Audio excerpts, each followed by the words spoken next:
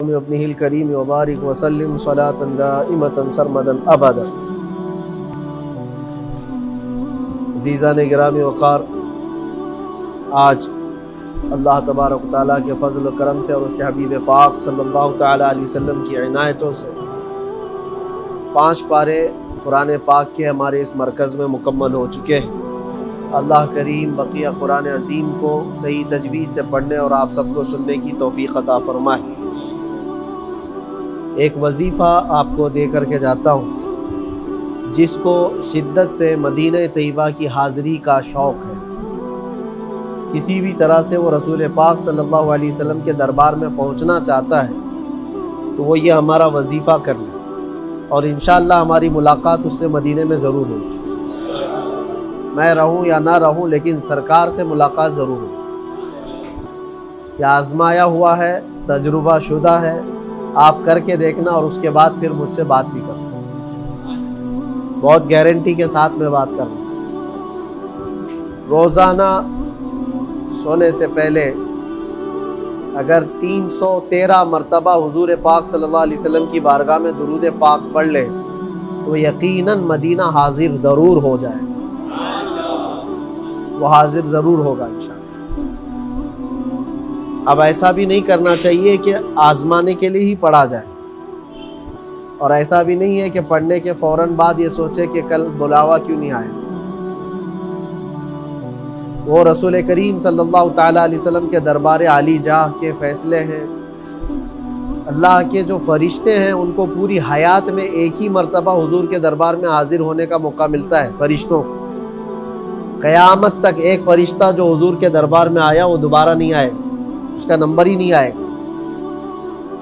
لیکن پھر بھی امتیوں کے لیے اتنی وسعت ہے نبی پاک کے دربار میں کہ جو جتنی مرتبہ چاہے حضور کے دربار میں جائے، لیکن ہم سنیوں کا ماننا یہ ہے کہ جب تک رسول پاک صلی اللہ تعالیٰ علیہ وسلم نہ بلائیں وہ حاضر نہیں۔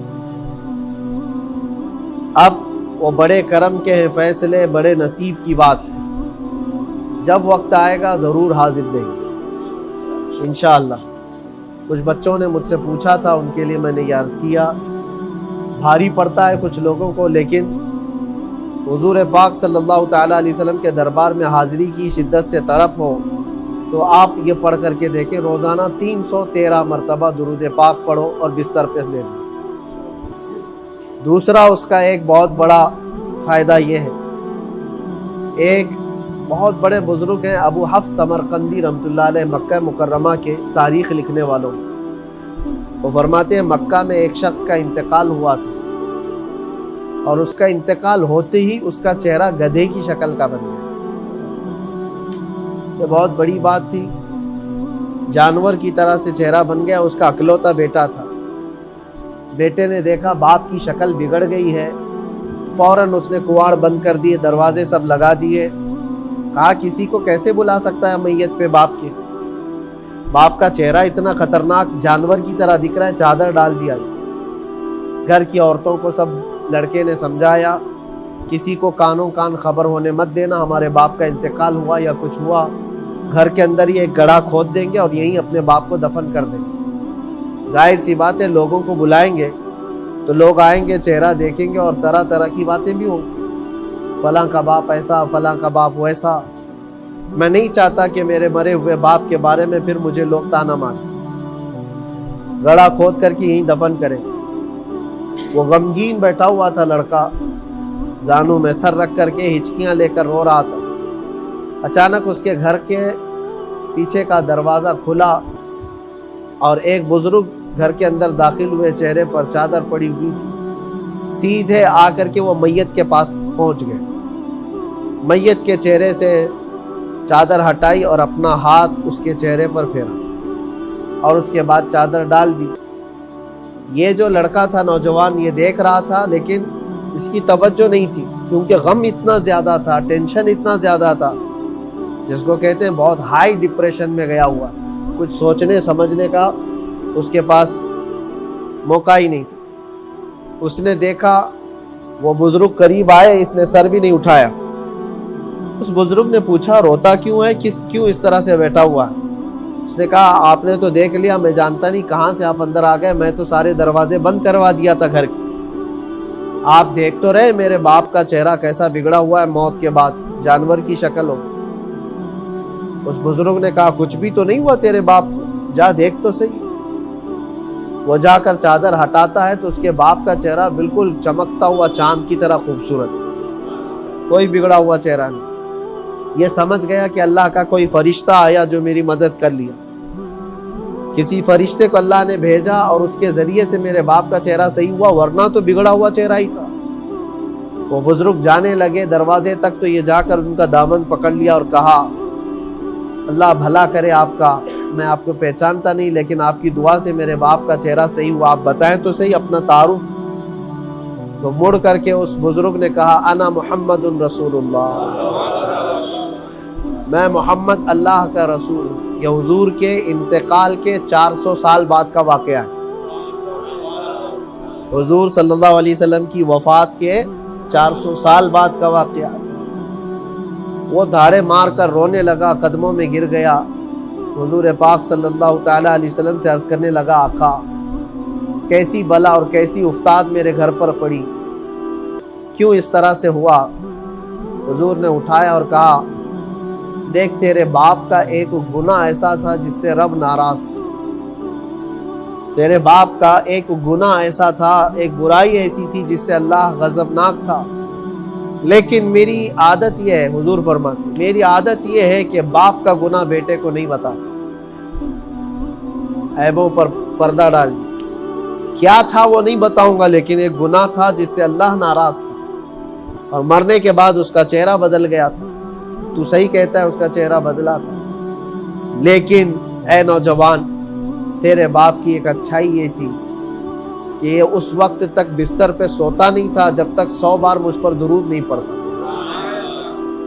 تو جو فرشتہ اس کے پڑھے ہوئے درود کو مجھ تک پہنچاتا تھا وہ فرشتہ آج میرے تک پہنچا اور کہا غضب ہو گیا اے اللہ کے نبی، آپ پر روزانہ درود پڑھنے والے کے چہرے کو آج اللہ نے بدل دیا اس کے کسی گناہ کی وجہ سے، آپ کرم فرما دیں، آپ رحم فرما دیں، ورنہ لوگ کیا کہیں گے کہ حضور پر درود بھی پڑتا تھا اور چہرہ بھی جانور کی طرح بن کر گیا دنیا سے۔ نبی پاک صلی اللہ علیہ وسلم فرماتے میں اسی وقت تیرے گھر آیا، دیکھا تو چہرہ بدلا ہوا تھا، میں نے اپنا ہاتھ اس کے چہرے پر رکھ کر اللہ سے دعا کی اے رب العالمین، اے قدیر و جبار، تجھے تیرے نبی کی محبت کی قسم، یہ وہ بندہ ہے جو روزانہ رات تنہائی میں مجھ کو یاد کرتا اور درود پڑھتا، تو اس کے چہرے کو صحیح کر دے۔ رب تعالیٰ نے فرمایا محبوب ہاتھ ہٹاؤ، اس کا چہرہ مکہ مکرمہ میں سب سے حسین کر دیا جائے۔ آتا ہے فقیروں پہ انہیں پیار کچھ ایسا، خود بھیک دیں اور خود کہیں منگتے کا بھلا۔ درود پاک کا یہ صدقہ ہے کہ اللہ کے نبی صلی اللہ تعالیٰ علیہ وسلم وہاں سے چلے گئے۔ دو باتیں اس میں سمجھ میں آتی ہیں، پہلی بات تو یہ ہے اس کا گناہ جیسا تھا جو تھا اللہ کا غضب تھا، لیکن وہ کیا رحمت ہے میرے آقا کی، یہ بیٹا دامن پکڑ کر پوچھ رہا ہے میرے باپ نے ایسا کیا کیا تھا کہ جس کی وجہ سے اس کا چہرہ بدل گیا۔ نبی رحمت نے فرمایا میں باپ کے گناہ بیٹوں کو نہیں بتاتا، لیکن خود دوسری جگہ پر یہ فرماتے اے بیٹے اے لڑکے، تیرے باپ کی ایک اچھی چیز یہ تھی کہ وہ روزانہ بستر پہ اس وقت تک نہیں سوتا تھا جب تک درود 100 بار مجھ پر نہیں پڑتا تھا۔ یعنی نبی پاک فرماتے ہیں جو اچھائی ہے وہ کھول کر کے بیان کرو اور جو برائی ہے اس پر پردہ ڈال دیا۔ یہ رسول پاک صلی اللہ تعالیٰ علیہ وسلم کی عادت کریمہ۔ آج اس وظیفے کو اپنا لو، درود مبارکہ، خاص طور پر رمضان المبارکہ۔ امام غزالی رضی اللہ تعالیٰ عنہ سے پوچھا گیا کہ حضور پاک صلی اللہ علیہ وسلم کا عشق اور حضور کی محبت کیسے بڑھتی ہے، کیسے بڑھتی ہے، عشق رسول کیسے بڑھتا ہے؟ تو آپ نے فرمایا سب سے زیادہ جو درود پڑھتا ہے اتنا زیادہ اس کے اندر عشق پیدا ہوتا ہے، محبت پیدا ہوتی ہے۔ حضور پاک صلی اللہ تعالیٰ علیہ وسلم کی محبت یہ مت سمجھو یہ کمانے والی چیز ہے یا حاصل کرنے والی چیز ہے، یہ عطائی ہوتی ہے، اللہ تعالیٰ دلوں میں ڈالتا ہے۔ اور وہ آتی کیسے؟ کثرت سے حضور کا ذکر، درود پاک کثرت سے پڑھتے رہے، بیٹھتے اٹھتے اپنی زبان پر جاری کرتے۔ پورا درود صلی اللہ علیہ وسلم بھی درود ہے، صلی اللہ علیہ وسلم یہ بھی درود ہے پورا۔ اگر یہی عادت پڑ جائے دن بھر میں، کیا کہنے، تمہاری زبان میں اثر پیدا ہو جائے۔ کسی نے پوچھا تھا علامہ اقبال سے، تمہارے شعر شاعری جو ہے، اقبال کی شاعری 100 سال کے بعد آج بھی زندہ ہے، اور ایسی ہے کہ تن بدن میں آگ لگا دے، لوگوں گرم کر دے۔ ایسے اشعار لکھے ہوئے، عشق میں ڈوبے ہوئے بہت سارے شاعر تو ہیں، لیکن کسی کسی کا شعر پورے ہر زبان پر جاری ہوتا ہے کہ محمد سے وفا تو نے، یہ جہاں چیز ہے کیا، یہ اقبال کا شعر ہے، ہر زبان پر جاری ہے، ہر زبان پر جاری ہے۔ اقبال نے کہا تھا محمد کی محبت دین حق کی شرط اول ہے، اسی میں ہو اگر خامی تو سب کچھ نامکمل ہے۔ اور کہا فارسی میں کہ بمصطفیٰ برساں خیش کے دی ہما اوست، گربہ اون رسیدی تمام بو لہبیس۔ اپنے آپ کو حضور کے قدموں تک پہنچا دے، اسی کا نام دین ہے، اور اگر وہاں تک نہیں پہنچا تو زندگی ابو لہب کی طرح ہے، قریب رہ کر کے بھی تو کچھ حاصل نہیں کر سکا۔ یہ اقبال کے اشعار ہے۔ تو اشعار میں یہ اثر کہاں سے آتا ہے؟ تو اقبال سے پوچھا گیا آپ کے اشعار پڑھتا ہے کوئی تو حضور کی محبت جھلکتی ہے، تو جانتے ہو اقبال نے کہا تھا میں نے اپنی زندگی میں 1.25 کروڑ مرتبہ حضور پر درود پیشا۔ سننے میں آسان لگ رہا ہے، 1,25,00,000 درود مبارکہ حضور پاک صلی اللہ تعالی علیہ وسلم کی دربار میں پیش کیا ہے۔ ابھی میں کیلکولیشن کر کے بتاتا ہوں، کر لو گے 1.25 کروڑ مرتبہ، آسان لگتا ہے کسی؟ دن میں آپ کتنے درود پڑھ سکتے ہو زیادہ سے زیادہ؟ کچھ لوگ 100 پڑھتے ہوں، 200 پڑھتے ہوں، 500 پڑھتے ہوں، 1000 پڑھتے ہوں۔ 1000 درود مبارکہ 1000 مرتبہ پڑھنے کے لیے آدمی کا ایک وقت لگتا ہے۔ چلو میں مانتا ہوں 1000 نہیں، 5000 مرتبہ پڑھتے ہو، ہر نماز کے بعد بھی 1000 بار پڑھتے ہو تو 5000 بار۔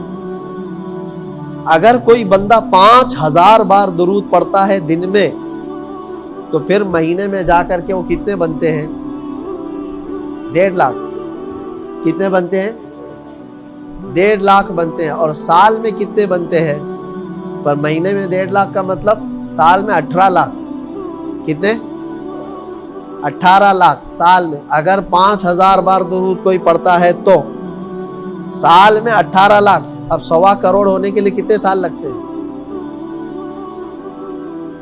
وہ بھی اس میں ایک دن بھی ناغا نہ کیا ہو، تقریباً 7 سال، تقریباً 7 سال تک کنٹینیو بغیر ناغا، اس میں تھوڑے آگے پیچھے پڑھتا رہا ہو تو جا کر کے وہاں پہنچے گا۔ 5000 میں ایک بھی کم کیا تو پھر آگے پیچھے ہو جائے۔ یہ تو میں ایک رفلی حساب بتا رہا ہوں۔ اور کچھ وہ لوگ ہیں جنہوں نے نبی پاک صلی اللہ تعالی علیہ وسلم کی بارگاہ میں کروڑوں مرتبہ درود پاک بھیجا۔ اب انہوں نے زندگی کو اپنا پورا وقف کیا تھا حضور کے دربار، تب جا کر کے پھر یہ حاصل ہوتا ہے۔ اب یہ تو اقبال کی بات تھی، اقبال سے پوچھا گیا تو انہوں نے کہا کہ 1.25 کروڑ مرتبہ درود حضور پاک صلی اللہ تعالی علیہ وسلم کے دربار میں بھیجا۔ امام اہل سنت عاشق صادق امام احمد رضا خان فاضل بری، ان کے نعتوں کا کیا کہنا، ان کی زبان کا کیا کہنا؟ آپ سے پوچھا گیا، میں نے پہلے دن بتایا تھا آپ کو، درود شریف پڑھنے والوں کی کئی کیٹیگری ہے۔ 1.25 کروڑ درود پڑھنے والا اور ہے، 1.25 کروڑ مرتبہ درود پڑھتا ہو کاؤنٹ کر کے تسبیح لے کر کے، وہ اور ہے۔ لیکن اعلیٰ حضرت رضی اللہ تعالیٰ یہ ان عاشقوں میں سے ہیں جو ایک درود پڑھتے تھے تو حضور کا جواب سنتے تھے۔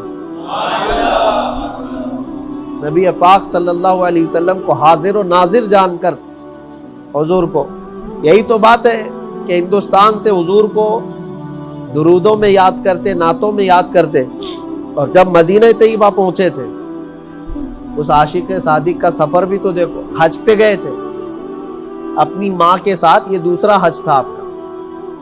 پہلا حج ہو گیا تھا تو بہت شریعت کا پاس و لحاظ رکھ کر کے جو اشعار لکھتے ہیں اعلیٰ حضرت جب گئے حج کے لیے تو کہتے ہیں کہ ان کے طفیل حج بھی خدا نے کرا دیا.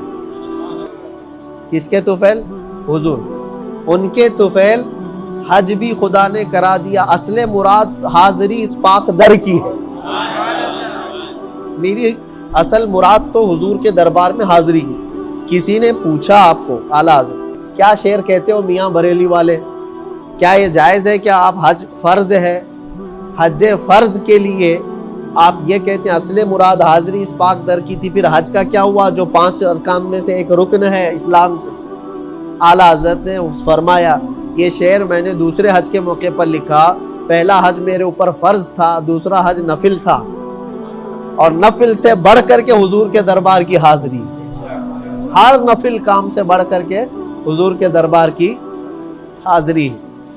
میں کہہ رہا ہوں کہ جب مدینہ طیبہ حاضر ہوں, مانگنے والے ہر طرح سے چیزیں مانگتے ہیں, لیکن یہ عاشق صادق درودوں کا مجموعہ لے کر کے حضور کے دربار میں جب حاضر ہوئے تو کیا کہا, یا رسول اللہ صلی اللہ تعالیٰ علیہ وسلم میں آپ کے دربار میں آیا ہوں, سنا ہے آپ ہی کے تو اشعار ہیں, واہ کیا جود و کرم ہے شہ بطحا تیرا, نہیں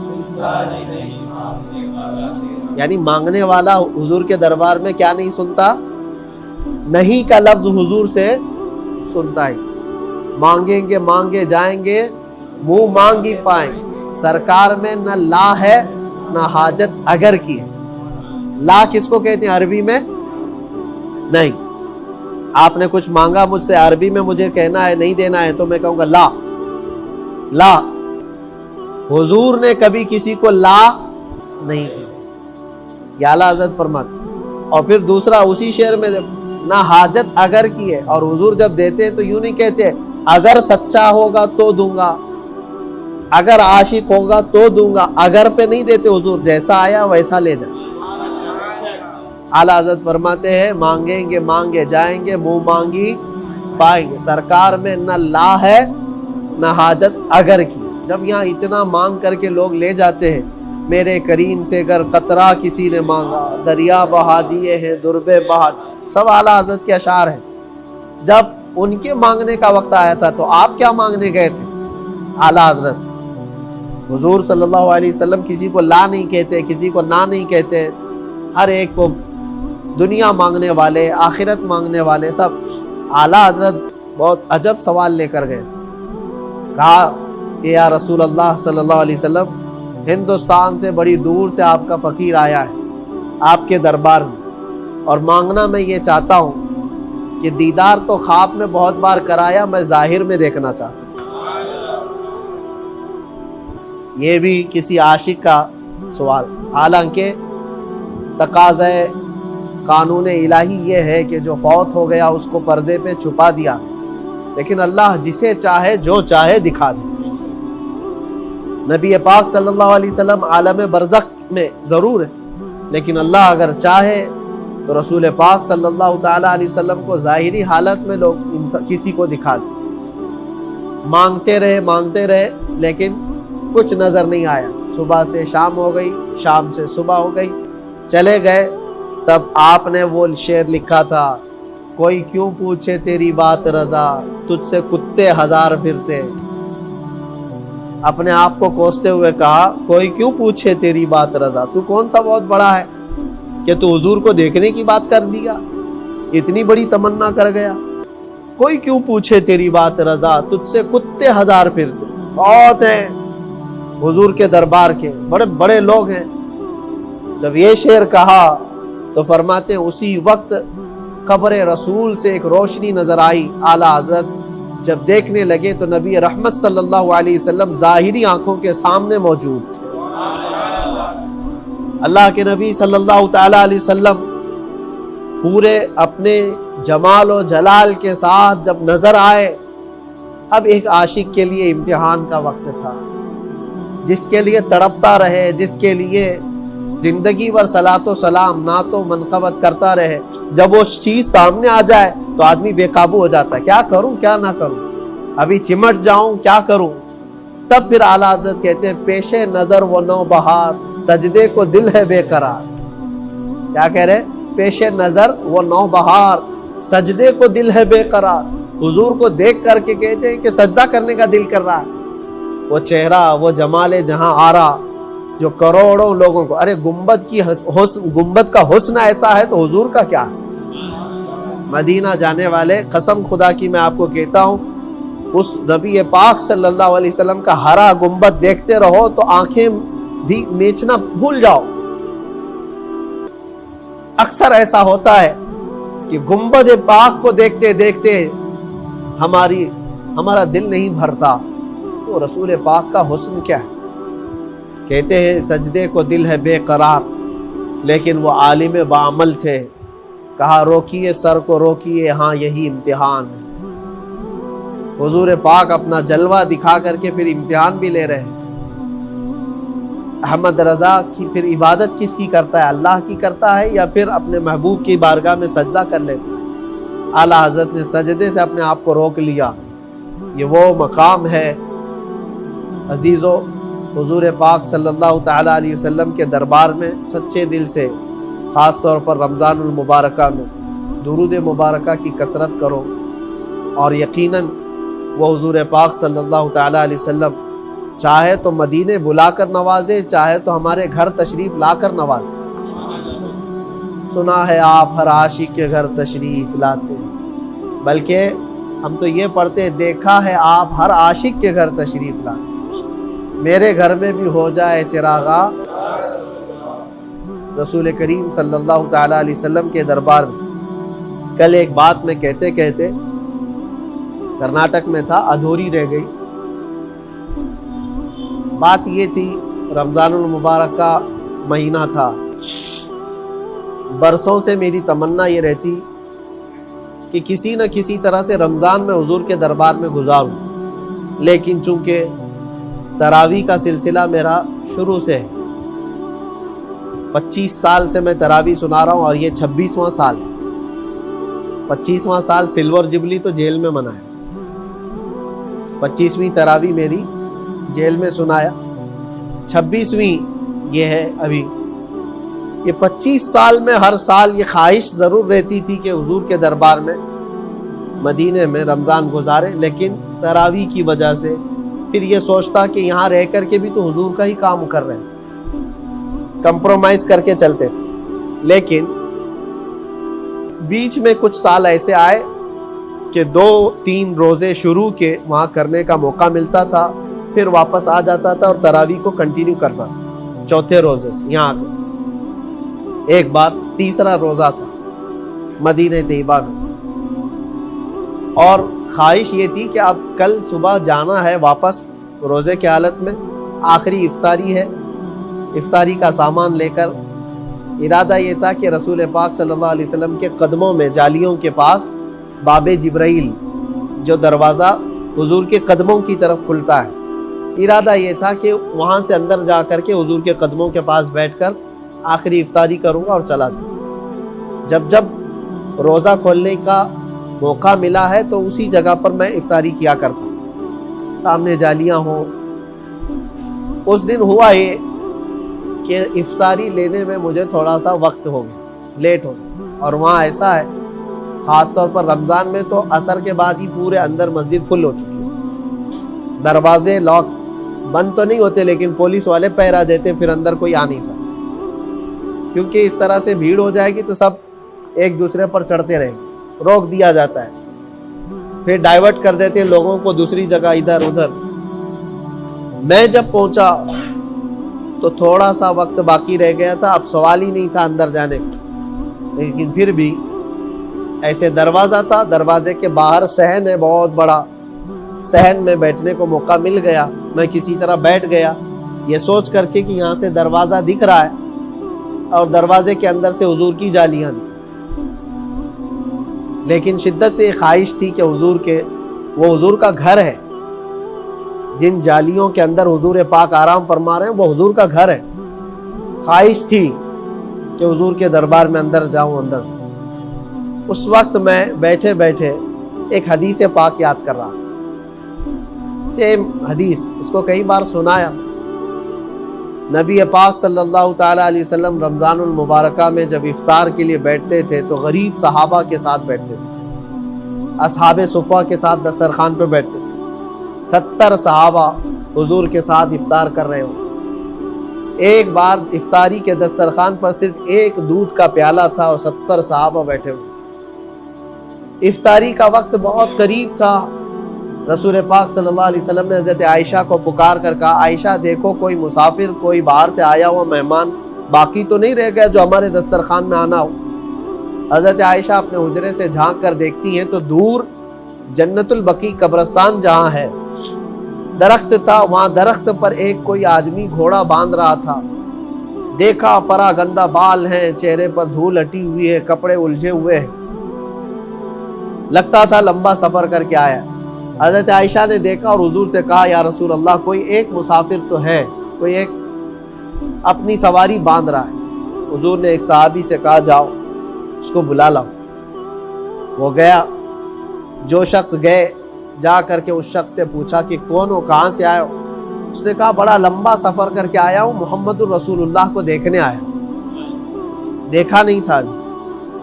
تو اس نے کہا چلو تمہارے انتظار میں تو نبی پاک نے ابھی تک افطاری نہیں فرمائی دسترخوان. اب وہ شخص آیا تو حضور پاک صلی اللہ تعالیٰ علیہ وسلم کے بازو میں بیٹھ گیا, پہچانتا نہیں تھا. افطاری کا وقت ہوا. سب سے پہلے حضور پاک صلی اللہ علیہ وسلم نے دودھ کا پیالہ اس مہمان کو, اس مسافر کے ہاتھ میں دیا. افطاری کا وقت ہوا, افطار کرو. حضور اپنے منہ سے پیالہ لگا کر پھر صحابہ کو دیتے تھے. اس مسافر کو دیا, اس نے دودھ کا پیالہ اٹھایا, گٹ گٹ گٹ پورا پی گیا, جتنا تھا پورا پی گیا. نبی پاک صلی اللہ علیہ وسلم نے دیکھ کر کے مسکرایا اور فرمایا اللہ تجھے اور شکم سیر فرمائے. اللہ تجھے شکم سیر فرمائے. یہ کیفیت آسان نہیں ہوتی میرے عزیز. افطاری کے وقت دسترخوان پہ سے تمہاری کوئی کھجور بھی ادھر ادھر کر دے تو غصہ آتا ہے. بھوک لگی رہتی, جو سامان ہمارے پاس پڑا ہوا ہے وہ کوئی اور اٹھا لے. کوئی ٹھنڈا شربت تمہارے پاس رکھا ہوا ہے اور کوئی دوسرا ہاتھ لگا دے, آدمی کا پارا چڑھ جاتا ہے. کوئی ایثار نہیں کرنا چاہتا. وہ کیسے مزاج تھے رحمت عالم صلی اللہ علیہ وسلم. افطاری کے 70 صحابہ بھوکے ہیں اور خود بھی بھوکے ہیں, اور ان کا دودھ کوئی مسافر پی گیا پورا. ذرا برہم نہیں ہوئے نہ جلال, بلکہ اس کو دیکھ کر خوش ہوتے ہوئے کہا اللہ تجھے اور شکم سیر فرما. اسی کو کہا ہے آتا ہے فقیروں پہ انہیں پیار کچھ ایسا, خود بھیک دیں اور خود کہیں. ایک کھجور اٹھائی, چوس کر کے اس کو سارے صحابہ کو دیا. اسی کھجور پر 70 صحابہ نے افطار کیا. اس شخص کو بعد میں پتا چلا یہ محمد الرسول اللہ ہے. رقص کرتا رہا کہ میں نے جو سنا تھا ان کی سخاوت اس سے بڑھ کر کے میں نے دیکھی, جو اپنی سب کچھ افطار کے وقت کسی آئے ہوئے نئے اجنبی کو عطا کر دیتے ہیں. سرکار میں نہ لا ہے نہ حاجت. اگر میں یہ حدیث یاد کر رہا تھا بیٹھ کے, یہ سوچ کر کے کہ حضور پاک صلی اللہ علیہ وسلم نے حضرت عائشہ سے کہا تھا افطار کے تھوڑی دیر پہلے عائشہ دیکھو کوئی مہمان کوئی مسافر تو ہے نہیں. میں عرض کر رہا تھا یا رسول اللہ گھڑی دند گھڑی کا مسافر ہوں, میں وطن جانے والا ہوں, آخری افطاری ہے, 3 منٹ باقی تھے افطار میں, 3 منٹ باقی تھے افطار میں. دروازے کے سامنے جو پولیس والے کھڑے رہتے ہیں, اندر کے کچھ لوگ استنجا کے لیے اٹھ گئے, صفیں خالی ہوئی تو جو سامنے بیٹھے تھے ہم سے کہا آپ اندر آ جاؤ. کوئی پاسبل نہیں تھا, کوئی امکانات نہیں تھے. 3 منٹ پہلے کچھ لوگوں کو اندر جو بیٹھے ہوئے تھے حاجت ہوئی, وہ اٹھے اور وضو کے لیے گئے, صف خالی ہوئی, ہم باہر بیٹھے ہوئے تھے تو پولیس والے نے کہا آپ لوگ اندر آ جاؤ، جو صف خالی ہے اس کو بھر دو۔ اندر جب میں گیا تو سیدھے حضور کی جالیوں کے دروازے کے سامنے آتا ہے فقیروں پہ انہیں پیار کچھ ایسا، خود بھیک دیں اور خود کہیں منگتے کا بھلا ہو۔ یہ ہم نے دیکھا ہے میرے عزیزو، جب جب مانگا ہے ہماری حیثیت سے زیادہ عطا کیا ہے۔ اتنا دیا سرکار نے مجھ کو جتنی میری اوقات نہیں، یہ تو ان کا کرم ہے ورنہ مجھ میں تو ایسی بات نہیں۔ یا رسول اللہ یہ سب تمہارا کرم ہے آقا کہ بات اب تک بنی ہوئی ہے۔ اللہ کریم کی بارگاہ میں دعا ہے کہ اللہ یہ بیت محمدی کو سدا شاد و آباد رکھے۔ یہ رسول پاک صلی اللہ علیہ وسلم کی عنایتوں کا اس کو مرکز بنا ہے۔ ہم نے مرکز ناموس رسالت سے اس کو پکارا ہے، اللہ کے نبی اس کو مرکز عشق رسول بناتا ہے، اور یہاں جو بھی آئے وہ اپنے دل میں حضور کی عشق اور ان کی محبت کا جام بھر بھر کر لے جائے۔ اللہم اجعل هذا الجمع جمعا مبارکا وتفرقنا فيما بعد ذلك تفرقا معصوما ولا تجعل فينا ولا منا شقيا ولا مطرودا ولا محروما واحفظنا واحفظ هذا المكان واحفظ هذا المركز من شر الحاسدين ومن شر كيد الحاقدين ومن شر سوء الناظرين وصلى الله تعالى على خير خلقه محمد وآله وصحبه أجمعين برحمتك يا أرحم الراحمين۔